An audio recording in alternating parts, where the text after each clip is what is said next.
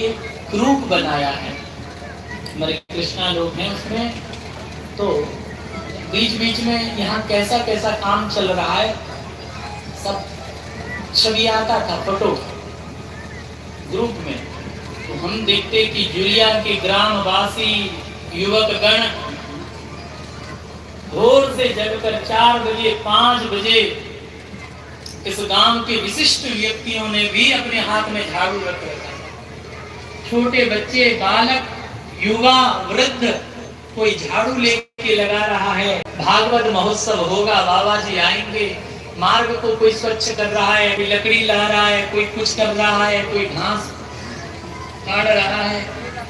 हृदय गदगद हो गया। मैंने कहा कि कृपा अवश्य होगी, जुलिया ग्रामवासी पर कृपा होगी, नहीं कृपा तो बरसेगी।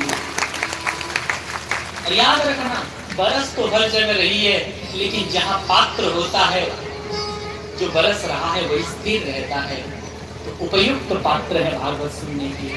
जब से हमने अपना स्वीकृति प्रदान किया, तब से इस भाव से लगे हुए हैं कि होना। मैं आपके इस उद्यम को वंदन करता हूं, प्रणाम करता हूं, नमन करता हूं। लेकिन कह रहे कलयुग के लोग आलसी हो जाएंगे। किसमें आलसी? खाने पीने में, नाचे ना।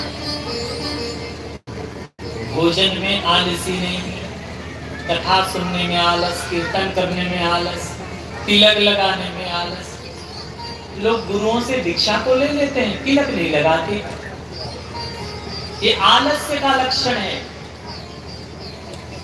हमारे पास कोई आता है, जब से गुरुदेव की आज्ञा हुई कि आप शरणागतों को दीक्षा दो, तब से हमें 5 नियम जरूर देते हैं। बोले अगर आप दीक्षा लेना चाहते हो तो पहले आपको तिलक लगाना पड़ेगा, गले में कंठी बांधनी पड़ेगी 24 घंटा, बिना तुलसी के जल नहीं पियोगे। तिलक धारण, तुलसी धारण, नित्य मंत्र जप, नाम जप। और ये नहीं कि उल्टा सुल्टा खाते भी रहो और गुरु भी बना लो। खुद तो जाओगे नरक और गुरु जी को भी खींचोगे, ये व्यवस्था नहीं चलेगी यहाँ। अपना खान पान को पवित्र रखना चाहिए, शुद्ध रखना चाहिए। और रोज ठाकुर जी को तुलसी से, क्योंकि वृंदावन में वैष्णवों में जिनकी निष्ठा है उनको तुलसी में निष्ठा अवश्य होती है। रोज तुलसी जी को प्रणाम करे, वंदन पूजन करे, ठाकुर जी को तुलसी दल चढ़ाकर अर्चन करे। इतना नियम जरूर करना चाहिए। तो मेरे कहने का भाव है, जो ये 5 कर्म के लिए भी आलस करें तो फिर उसके कल्याण में अवश्य ही संदेह है। आलस। गोस्वामी जी कहते हैं, राम नाम को आलसी,